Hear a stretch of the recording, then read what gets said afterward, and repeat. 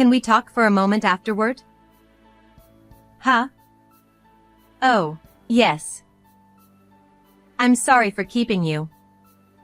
Please, have a seat here. At the stepchild school event, the homeroom teacher called me over. Please divorce your husband. Huh? Oh. I'm sorry. That's not what I meant. Well, it's not that it's wrong, but that's not exactly what I wanted to say. Teacher, please calm down.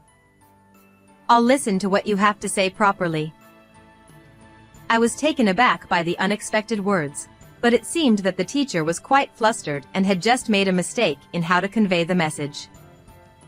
I calmed the teacher down and listened to what they really wanted to say. Please listen calmly. Actually, your son. The teacher's words were shocking.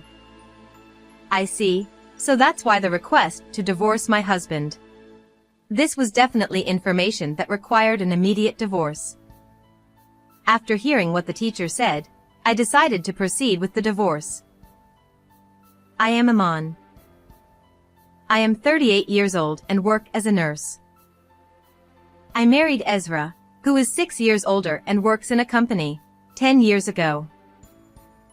Now, we live together with our 12-year-old son, Sean. The fact that we are in our 10th year of marriage and our son is 12 years old is not because I gave birth before marriage. This is my first marriage, but my husband is a divorcee, and our son is his child from a previous marriage.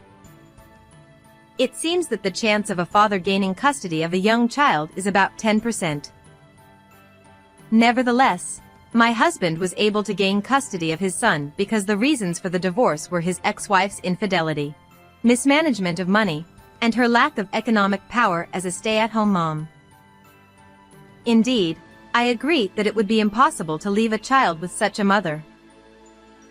Since I have been living with him since he was 2 years old, he sees me as his real mother, and I, of course, treat him as my real son. I'm home. I'm off. Hold on. I always say homework comes first. And you need to put away your bag yourself. When I hear my son's voice from the entrance, I shout from the kitchen towards the entrance. I stop preparing dinner and head to the entrance, but my son is already gone. Instead, a backpack left behind like a stand-in lies there. My son prefers playing outside to playing games, so he throws his backpack at the entrance when he comes home from school and immediately goes out to play. I always scold him for not doing his homework and not putting away his backpack. However, even though I am angry with my words, the role of being a mother feels real, so I am a bit pleased inside. Even while feeling exasperated, I pick up the backpack with a smile and take it to the children's room. Well, I'll leave the morning duties to you. Leave it to me. Have a good day. One evening, after finishing preparing dinner, I started getting ready for work. As a nurse, I have night shifts and work on weekends. I cannot return home before the next day's work and my son's school time during night shifts. Also, since I have day shifts on weekends, I am often not home on Saturdays and Sundays. However, when I am not around, my husband takes care of things at home.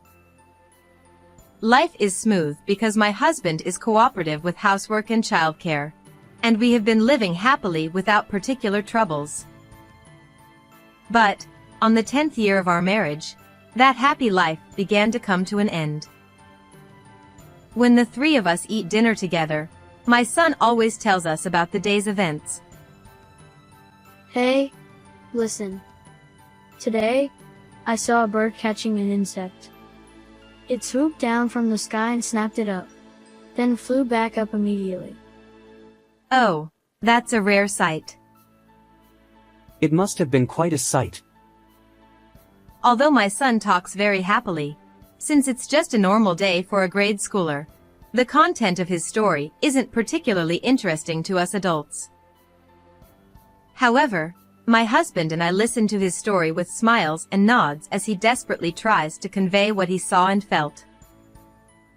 I look forward to having dinner together with my family more than anything, as it lets me experience happy family time. Such an enjoyable dinner suddenly turned dark. Didn't you play with your friends today? Did anything fun happen? Not really. Oh, it's unusual since it's Sunday and you usually have more time to play. So, where did you play today? The usual park. During dinner, my son, who usually chatters away, suddenly became aloof and spoke only the bare minimum. The dinner time without my son's voice felt lonely, and the clattering of dishes echoed emptily. Moreover, my son became aloof not only during dinner but throughout the house. Thank you for the meal. Sean, how about playing a game with Dad afterwards? No. Until now, my son would watch TV, play games, or lounge on the sofa after dinner. But now, he immediately retreats to his room as soon as he finishes eating. My husband and I were worried about the clearly changed behavior of our son. I wonder if something happened at school with Sean? I don't know. He doesn't seem to dislike going to school, and he always goes out to play immediately after coming home from school. Then it doesn't seem to be about school or friends. Maybe it's something to do with studying. I can't say for sure at this point. No matter how much my husband and I discussed, we couldn't find an answer. But asking our son didn't resolve the issue either. You've been quiet at home lately. Did something happen? Not really. I see, then that's fine. My son didn't tell me anything. By the time he is in the 6th grade, it is natural for him to have things he doesn't want to share with his parents. However, he had always talked about everything with excitement before. Therefore, being dismissed with just a "not really" from my son felt like a pain, like a nail hammered into my chest. I wanted to press him for a reason, but I thought that being too persistent might have the opposite effect. So, I decided to watch over him for a while. 10 days after my son's behavior changed. Hey, listen. Today, the teacher forgot her textbook in the staff room during class. I wonder how she planned to conduct the class. The homeroom teacher is quite young, right? It must be tough for her. You shouldn't laugh at someone's mistakes. My son, holding a bowl and chopsticks, continued talking without putting food in his mouth. His mood gradually improved after about a week. It seemed that the change in his behavior was temporary, and relieved, I listened to his stories with a more cheerful expression. Although I didn't know the reason, I felt relieved thinking that the problem was resolved. However, it seemed the improvement in my son's mood was temporary. Since it's Sunday, you must have played a lot today. Did anything fun happen? Not really. So, what did you do today? Played soccer. After a few days, my son became aloof again. The words from my son, which felt like being pushed away, caused my chest to hurt again like being hammered with a nail. Just like before, I lightly asked for a reason. You've become quiet again. Did something happen? Nothing. My son slammed the door at the entrance with more force than usual and went to school. My husband, who happened to be leaving for work, seemed to have watched our interaction from behind. It'll probably go back to normal after a while. Do you think so? This time he responded more strongly than before. Is it going to be okay? The 12-year-olds now are different from when we were 12. Sean is much more mature than we think. So, treating him too much like a child might backfire. Let's keep watching over him like before. My husband put on his shoes and went to work without hurrying. Although my husband said it's okay to just watch over our son, I felt that something needed to be done. I didn't have a particular reason. If I had to mention one, it would be a mother's intuition. However, while I thought that something needed to be done, I also agreed with my husband's point that treating our son too much like a child wasn't good. I was troubled about what to do and felt my body lighten a bit when I decided on the next step as I tilted my head and returned to the living room. When I returned to the living room, a notice about a class observation left on the table since last night caught my eye. That's right. I should talk to the homeroom teacher during the class observation. Since I only knew about my son at home, if I could find out about him outside of home, it might give me some hints for solving the problem. Feeling a bit lighter now that I decided what to do next from a state of not knowing what to do, I felt a bit relieved. On the day of the class observation, my husband couldn't take a day off from work, so I went to the class observation alone. When I arrived at the school, I headed to my son's classroom with familiar steps, as I had attended every class observation before. Children's reactions during class observations vary. Some children turn around in their seats, smile, and wave at their parents, while others continue to face forward shyly. My son glanced at me from time to time. All right, we'll start the class now, although the back of the classroom is also interesting. As soon as the homeroom teacher entered the classroom, the children who had been turning around all faced forward. This was the first time I saw the homeroom teacher's face, as there are no home visits from the school, and this is the first class observation for my son in the 6th grade. The homeroom teacher, standing in front of the blackboard with something like an attendance book on the desk, looked dignified but, as my son had said, was quite young. She appeared to be in her mid to late 20s. It seems that the popularity of young teachers remains unchanged, as even now, my son's homeroom teacher is beloved by the children and is addressed not by her surname but as Miss Natasha. Today, while part of my purpose was to observe my son's class, I also aimed to speak with Miss Natasha. After the class observation, I attended the parent-teacher conference. Since the homeroom teacher would also be present, I planned to approach her personally after it concluded. Well then, I'd like to bring this parent-teacher conference to a close. When the conference ended, I wanted to speak with the homeroom teacher before she left or other parents approached her. I was slightly conscious of the surroundings and, pretending not to be in a hurry, approached her quickly. However, before I could speak to her, the homeroom teacher called out to me. Do you have a moment after this? Oh, yes. I stopped my approach, waiting for the other parents to leave the classroom where the conference was held.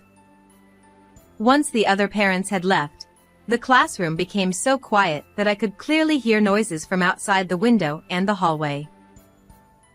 I'm sorry for making you stay. Please, have a seat. I sat in a chair, and the homeroom teacher took a seat across from me. While she appeared dignified during the class and the conference, up close, she still seemed quite young. As I looked at her, she wore a worried expression, like a student anxious about their exam results. She also seemed a bit fidgety, as if she were holding in the need to use the restroom. It was clear that the homeroom teacher was trying to say something difficult about my son. To brace myself for whatever words might come, I tensed up, preparing for the worst.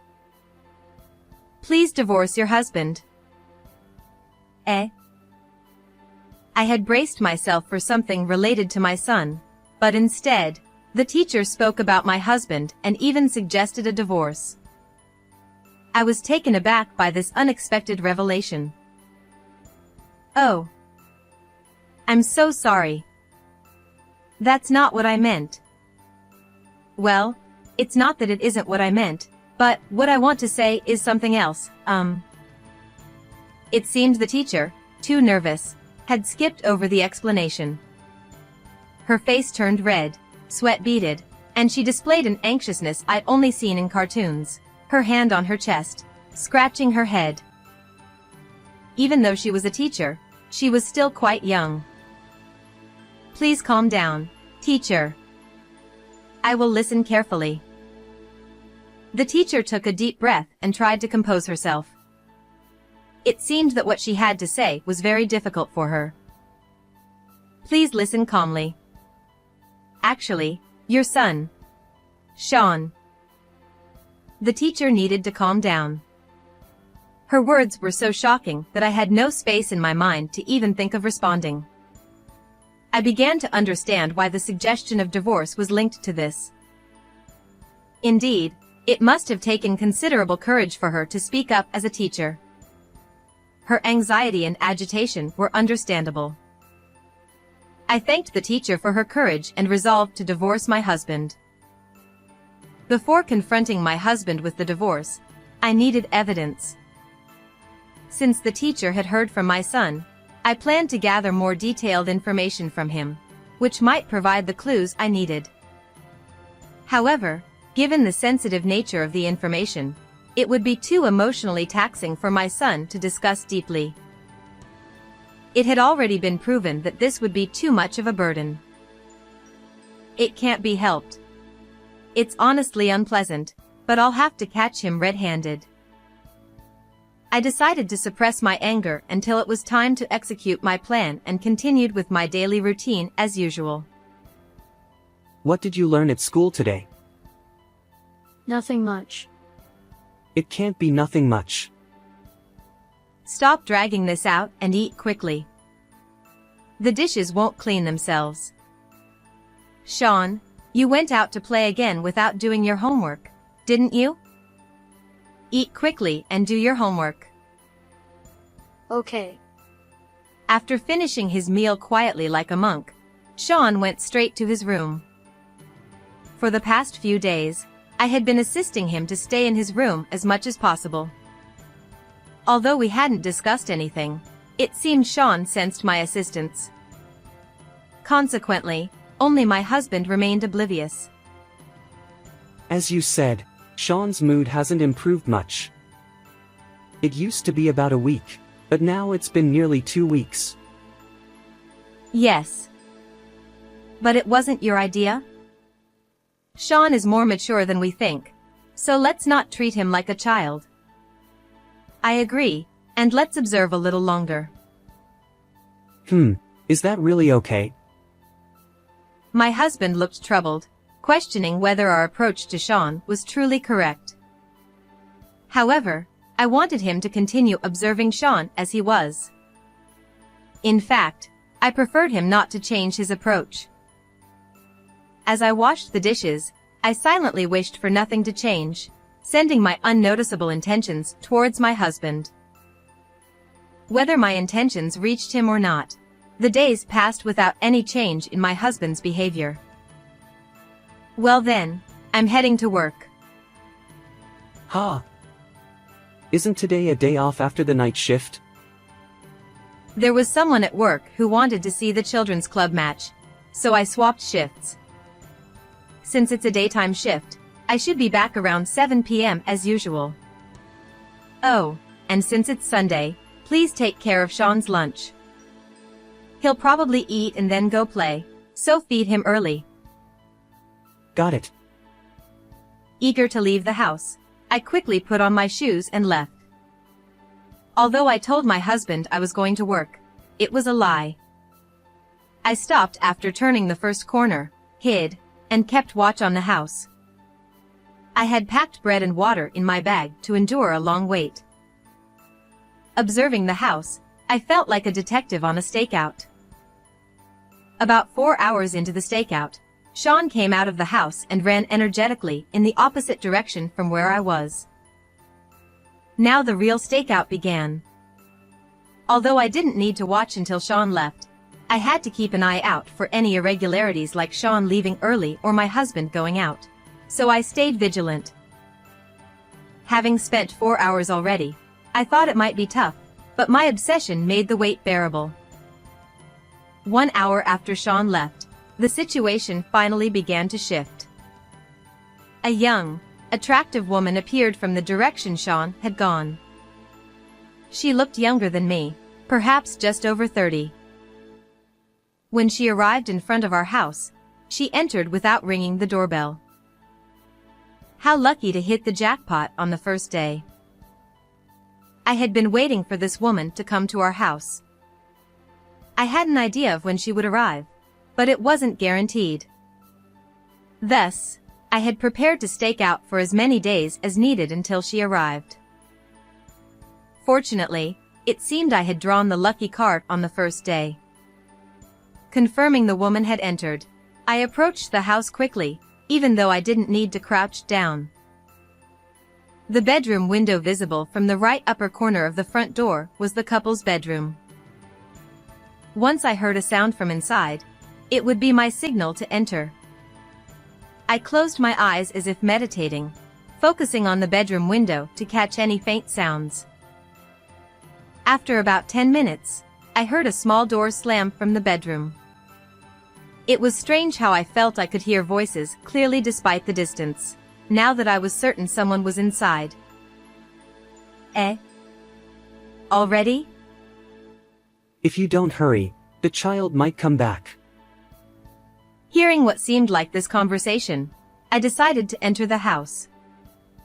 I quietly opened the front door, trying to make as little noise as possible, and slowly set down my bag, quietly removing my shoes. Once inside, I headed straight for the second floor. The stairs creaked slightly underfoot. Though not loud enough for my husband to hear, the small sounds were disturbing to me. Once on the second floor, I knew that even slight sounds might be noticed, so I carefully advanced on tiptoe to the bedroom door. Upon reaching the door, I listened again. Inside, I heard voices that I didn't want to hear. Disgusting. I wanted to avoid this method, but, well, it can't be helped. I placed my hand on the bedroom door, deliberately clearing my mind to let emotions take over. Hey! What are you doing? I flung open the bedroom door with such force that it almost broke. My husband, startled, jumped out of bed, and the woman quickly covered herself with the blanket. Why are you here? Looking at the bed where my husband and the woman were, I saw their clothes scattered on the floor. I stomped loudly towards their clothes, deliberately making noise to vent my frustration. What are you planning to do? Without saying a word, I gathered the clothes, opened the window, and threw them outside. With this, the two couldn't escape and would have to listen to me. Both of you, sit on the bed.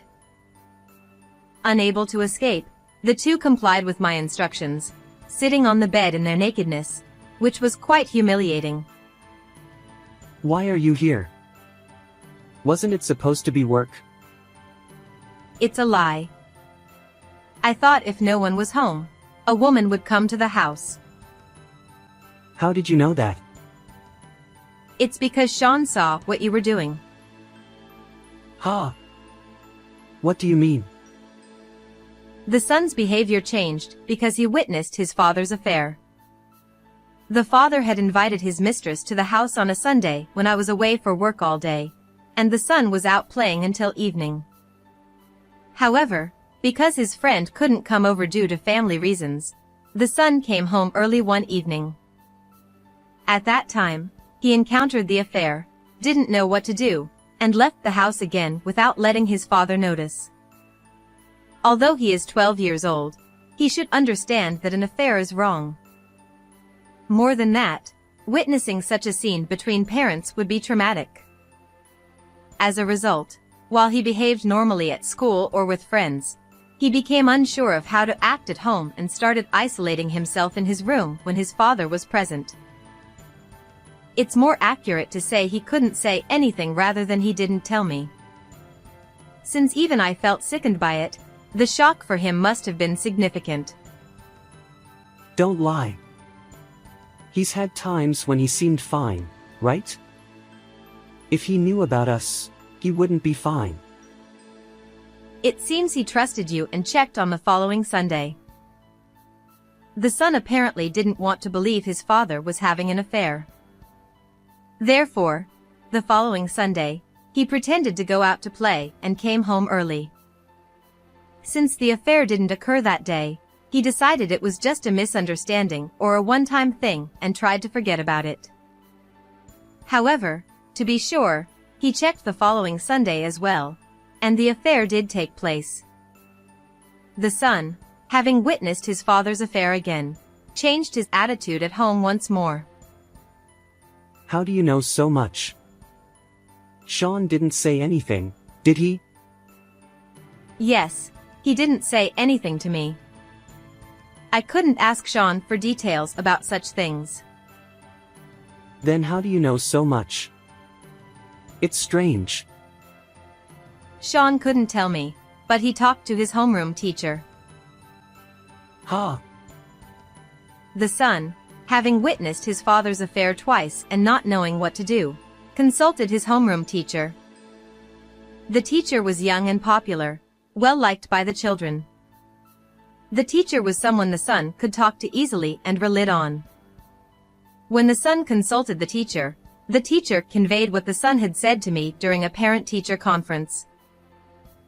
As a teacher, I can't delve too deeply into personal matters. Therefore, I will only convey what Sean has shared and the issues he is facing. The teacher prefaced the conversation by indicating that as a teacher, they couldn't go into too much detail or identify the third party involved in the affair.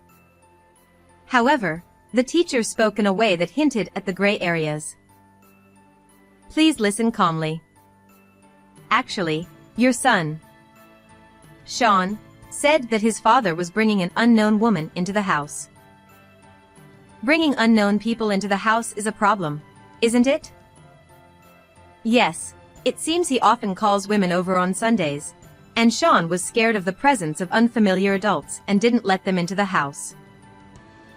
That must have been frightening for him. The teacher avoided direct expressions like your husband is having an affair or please divorce for Sean's sake and instead indirectly conveyed that the affair was happening and that Sean had witnessed it. At first, in my panic, I asked for a divorce, but after regaining my composure, the teacher handled the situation appropriately. Reflecting later, it's possible that the initial request for a divorce was part of the teacher's strategy to make the indirect expressions more understandable. Having received sufficient information from the teacher, I no longer needed to ask the son about his father's affair and was able to come up with a plan to stake out the house on Sundays. Since the affair was witnessed, we don't need any more evidence, right? Will you sign the divorce papers right now? Ha! Divorce? Of course. There's no way I can continue with someone who brings women into the house. You be quiet. Ignoring the mistress, dealing with the husband was the priority. I thrust the prepared divorce papers at him and had him fill out the necessary parts while still in his underwear. I asked him something that had been on my mind. You were divorced from your previous wife because she had an affair, right? You should know how horrible an affair is. So why did you have an affair? Well, there were times when you and Sean weren't home, and I met someone I felt good about. So, even though he had suffered from being cheated on, he couldn't resist his desires. I don't think all men are unfaithful, but is this how men are? At the very least, it seems the husband was a terrible man. Glancing at the mistress, she was glaring at the husband with a frightening expression, like a fierce deity. It was clear she had things she wanted to say, but she was holding back, fearing that speaking up would make me yell at her again. Her hands, placed on her knees in a sitting posture, were clenched into fists and trembling. "Have you written it? Then I'll hold on to this. We can discuss the details another time." Details? You can't just submit this piece of paper and say, "Okay, divorce." There are discussions needed for things like alimony, property division, and custody, right? I had my husband fill out the divorce papers, but I couldn't submit them immediately. Even so, having him fill out the papers was to keep evidence that he also intended to divorce, just in case. That's right. Discussions are necessary. Ha! Custody? What's that about? There's no way I can leave Sean with you. Sean is my child too, you know. He's also my child right now. I plan to leave things to the lawyer from here on, so please be prepared for that. I'm leaving the house now and won't be back until evening. So can you and Sean move out before I return? Why should we move out? We should discuss that too, shouldn't we? What about Sean? I can't keep him with you. Or should I tell him to stay outside somewhere? Well, I see. All right. I'll move out. I decided to leave the two of them behind for now. As I was putting on my shoes at the entrance, I heard shouting from the second floor. What's going on? Why do I have to go through this? I don't know what she discussed with my husband, but I think she's equally at fault for the affair. I'll make sure to claim alimony from both my husband and his mistress, so be prepared. With a smirk on my face, I put on my shoes slowly and left the house. Having caught my husband in the act of the affair, I was able to finalize the divorce on terms that were almost exactly what I wanted. I made sure that both my husband and his mistress paid alimony, and I was awarded custody. Although I thought custody might be difficult, the reason for the divorce being the affair and the respect for my son's wishes allowed me to gain custody of him. The lawyer prepared the necessary documents for the divorce, and I could have asked the lawyer to submit them, but I wanted to submit them myself as a form of closure. After receiving the documents from the lawyer, I submitted them immediately. I felt a sense of satisfaction as if I had delivered the final blow to my husband, which made me feel a little better. After the divorce, it seems my husband broke up with his mistress. There's no way I could stay with someone who caused such stains in my life, like the naked sitting in alimony from the affair. The angry outburst from the mistress on the day I confronted my husband was probably filled with all the answers that followed. My ex-husband ended up alone, having lost both me and his beloved son. This experience must have made him realize that having an affair is bad, whether one is the perpetrator or the victim. My son and I moved out and are now living in an apartment. My work schedule is irregular, which caused some anxiety about living with my son, but he is about to start middle school and understands that we need to live together from now on. As a result, he has started helping with simple cooking, cleaning, and laundry. He is much more mature than I thought, and now seems like a little husband. There was a period when I worried about his mental state due to the shock of witnessing his father's affair. However, after the divorce and separation from his father, he quickly returned to his usual bright self.